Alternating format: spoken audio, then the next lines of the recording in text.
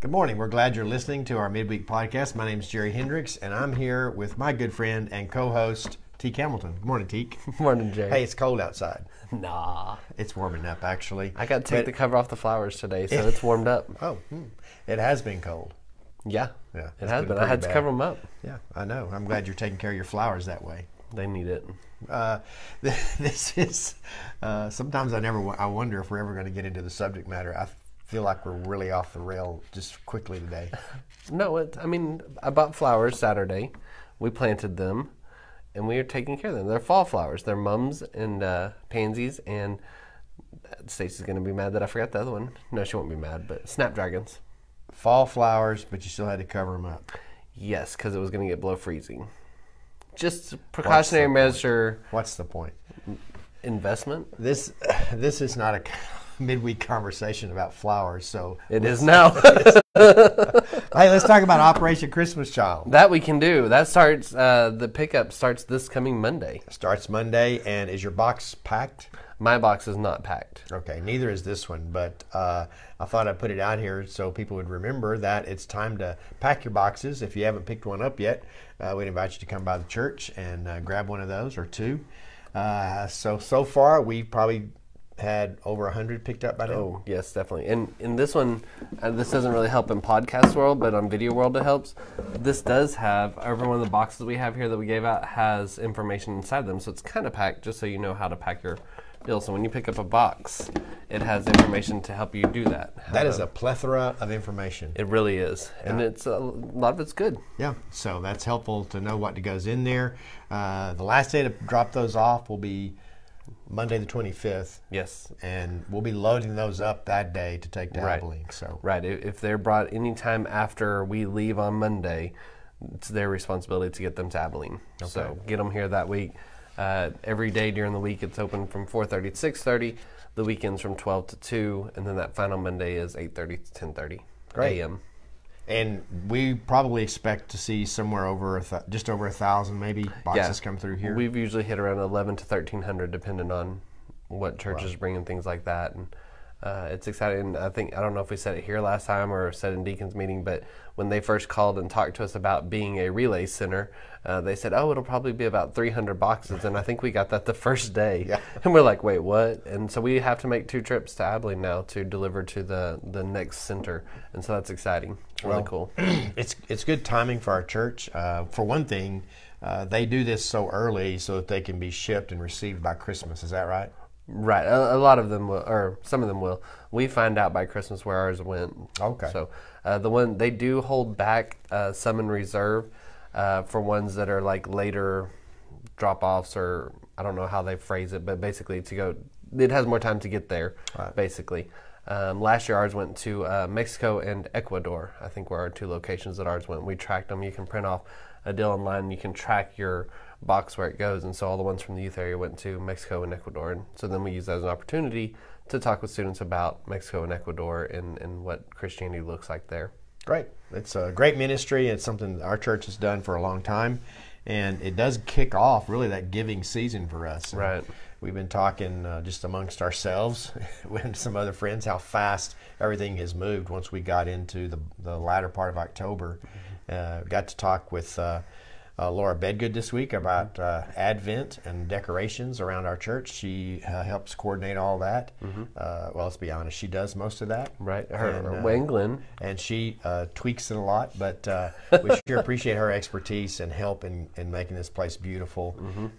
We talked about traditions yesterday a little bit, things that you can look forward to each season when you come in at Advent time.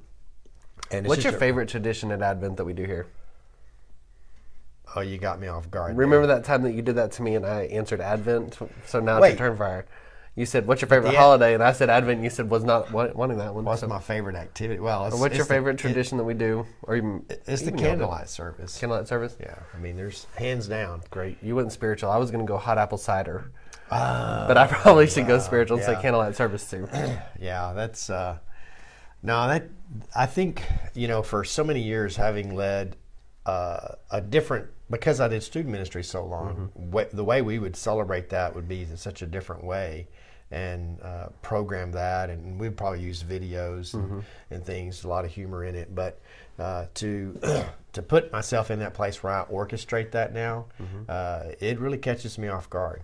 And so because I do want to come into worship not just as a part of the leadership, but as a worshiper as well. Right. And I think, and I'm not an expert on this, I'm a rookie pastor, but to me, you kind of have to fight for that, Right. you know, to make it that way and experience that yourself. But there's a few times a year where I sense that in an overwhelming way. That's one of them. And then the Lenten season is another. Ash Wednesday, I don't know that anything is more powerful than that. Right. When you're imposing the ashes at that time, And those are probably the simplest services we do. Right, But they are so meaningful. And I think a lot of it is focused on scripture, focused on music, and then just telling the story. Right. And our good friend Ryan Straybeck at First United Methodist here in Sweetwater, he talks about that. He's one of my mentors. He's a little more seasoned and experienced in this pastoring gig, but I mean, he talks a lot about that. Anytime you get into these seasons, is that you don't really want to overstretch and make it more complicated. That you really want to strive to make it simple. Right. So we're doing the best we can, Ryan. Like he's gonna see Shout this. out. Shout out to Ryan.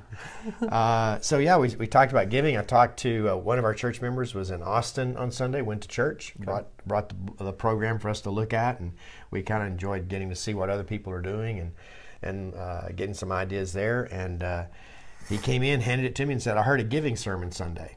Oh, so it wasn't just us, and that's not in the lectionary. It's pretty universal, but it's not in the lectionary. It's not in the lectionary, but particularly I think for churches that do a January 1st budget, we come to this time of year where you need to do some explanation, you know, kind of some transparency about the ministries that are going on, and so that's what we try to accomplish in part on any given Sunday. Because tonight we'll vote on our budget, right? But so there's a timeline or a sequence for that. And so it was just interesting, getting someone else's thoughts, because I don't know that he realized that he was missing a giving sermon here. Well, it's the way we do it here, or the way you've kind of installed it since you've been here, is we do talk about giving regularly as a part of our own discipleship. But it's not just about giving to give, and you even talked about tithing in that very right at 10%, and some we're very specific with figuring that out at times. But it's about living a generous life. Right. And I think, and I'm probably butchering this story, but I think you said one time that James, like one of the things that connected for him was when they said the church is a volunteer funded organization, that we don't just have money coming in all over the place from all different sources, that as members of a church, we're the ones that support the church. And that includes you and me, even though we're in ministerial positions. We're still members of the church, and we support the church through giving. Otherwise, we don't have lights to turn on, and we don't know, which, when people talk about going back to the old church, maybe they mean no lights and heater, but that's a volunteer-funded ministry organization. I can't remember how he said it, but I thought it was good. Yeah, I don't recall that either. But it is something that I spend a lot of time thinking about in terms of how the church can be more effective in terms of helping people understand giving as a part of their spiritual formation. And I think the thing that always surprises me about when you're talking about giving through the church is how many people are fully engaged in the church, but they don't give anything. Which means they're not fully engaged. Exactly. Right. And so that it's hard. It's a hard message to kind of try to frame so that everybody kind of sees where they are. I do like that generosity ladder.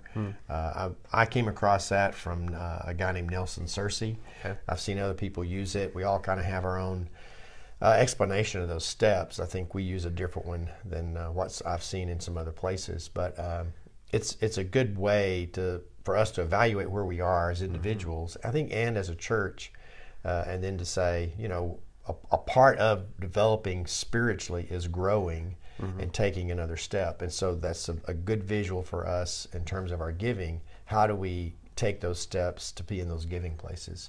Yeah, we talk about our faith journey a lot here, and that idea of taking the next step. What is your next step?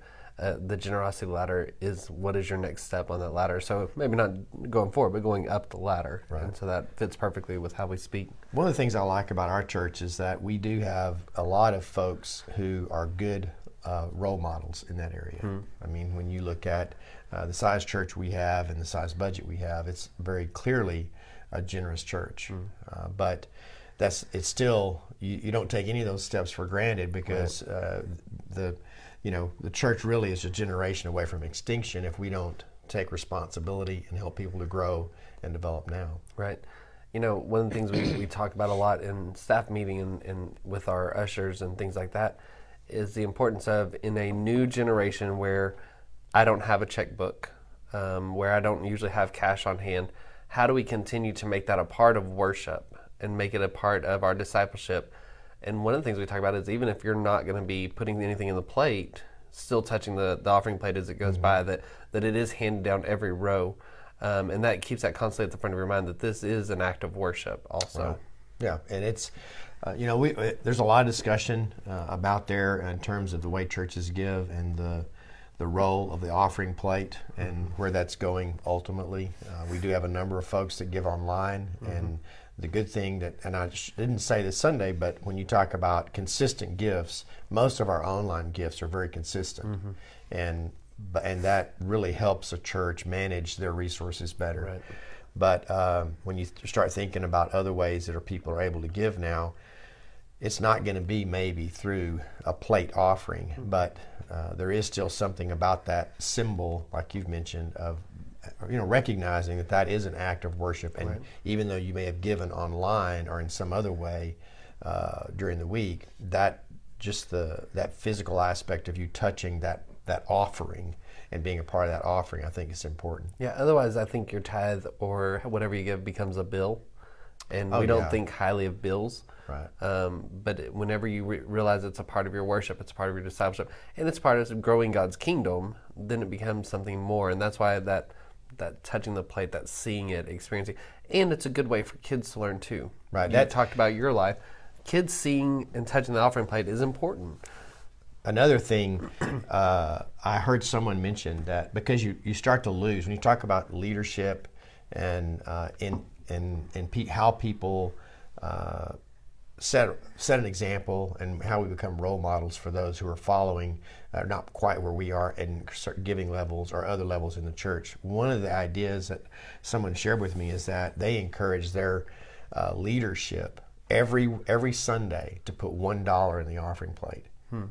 And the reason they did that was so that children could see that example. And I thought, that's a pretty good idea, because those are the kinds of things you start to lose or erode over time.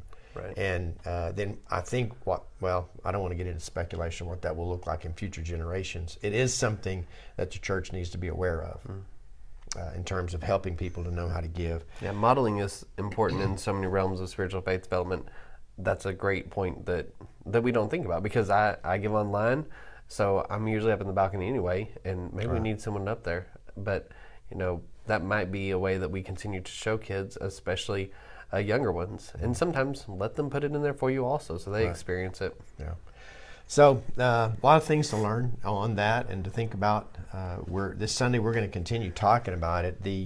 I came across an organization called I Like Giving, and they have a small group Bible study guide and also a small book that has a lot of stories in it. You can also go online to their website and see and hear some of those stories. The story I started with on Sunday was one that was in that book. Okay. And so I think that's a lot of it, is that when it's generosity is contagious, and then I think a part of that contagiousness to that is it starts to stimulate a creativity. Right. So a person starts to look at ways to give. Now, what we talked about Sunday is the importance of if we're a part of an organization that pours into you, then share that responsibility and partner with us in making sure that we're able to do that for the next generation. But besides a base level of giving and understanding of giving, then there's those levels of generosity, and then that's kind of where we are focusing our attention in developing stories. I liked how you talked about how just giving that first gift no matter what the size of the gift is, that's still impactful. Right. That's still important. And I think when we did our giving campaign for this building we're in now, we talked about maybe not equal amounts, but not equal gifts, equal amounts, but equal impact. That's where the text goes this Sunday. It really talks a lot about that. Paul's speaking to the Corinthians and talking about how the church gives, and that all of us give from a different perspective, but it all goes toward the same thing. Right. And then, there's that collective work that God's doing in all of us because of that, but then there's also, we want to recognize that work that God's doing in an individual. And so, but it does help each of us to kind of strive towards those places. And one of the things I've noticed in talking about it is, when I grew up, most often all we ever heard was the Malachi passage, right, and the 10% standard of giving, which tithe means 10%. And so as I grew into giving, and I started giving in 7th grade, when I started collecting a check, I worked for my dad, and I got paid regularly and started taking care of, I had my own checking account and all that kind of stuff. And so I learned to give early on, and it's always been a pattern for my life. But when you think about how, for most people, if that's not been a part of their DNA, and where it's just automatic, that first gift becomes a big deal. Right. And it's like, you can't, if you want to become a runner, you don't decide to run a marathon and go out and practice a marathon. Right. You take a first step, and then that begins to grow and develop, and not just you become able to run a marathon, but you start to take joy in what you're doing and accomplishing. And so I think that's how giving works. I know a lot of times we expect that there'll come that magical moment where we'll receive a lot of income, or we'll have extra income, and then that's when we'll tithe. That's not going to happen. Right. And it all starts at some point for each person, and we'll take those first steps. Right. I remember growing up hearing the stories from preachers. We decided to give faithfully. We gave 10%. We tithed. We did this, and it's amazing. When it came time to buy tires, the money was there, and I don't think that's necessarily this miracle that your money just multiplies in your pocket. Right. I've checked. It doesn't work. But what it does is it helps me start to understand what it means to live on what you have. Right. And you start paying attention to finances and what you're doing. And I think it's a good discipline outside of church also. Right. And the other thing, and I learned this in church planting, is that it creates a dependence upon God. And so faith's Right. developed by trusting God for what God's going to provide. Right. And when we're faithful in that part of giving, regular giving, and then those instances come, we don't want to create the fix. I mean, if a person has a credit card, the easy fix is they go buy the tires on the credit card. Right. A faith fix would be to say, okay, God, I need tires. How do I need to take these steps from here? Right. And then see how, then it becomes a story. It's not a story if you just go put it on plastic, Right. and charge it to a credit card account. Right. But anyways, I'm excited about Sunday and just this season of giving and the different things that we do. We do Operation Christmas Child. We'll do Angel Tree. And then pretty much wraps it up as far as the outside giving initiatives that we create. Right. Right. Angel Tree is more of a local initiative for us. Operation Christmas Child is a missions around the world. Okay. Good deal. Well, appreciate you folks joining us this week, listening through our podcast or watching us on YouTube and Facebook. We always enjoy getting to do this. Missed it last week. Thought we could make it up, but it just wasn't going to happen. True. And it's not going to happen next week, too, by the way. Oh, yeah. We're both out of town. You're going to BGCT and I'll be in Waco for the week, yeah. And I'm going to National Youth Workers Convention in Tampa. That's not in Texas, right? Nope. Teek's flying. Much warmer. Teek is flying. As of right now, Teek is flying. That's a big deal. We'll see if it happens. All right. Well, anyways, thanks for checking in. We look forward to seeing you on Sunday. See you then.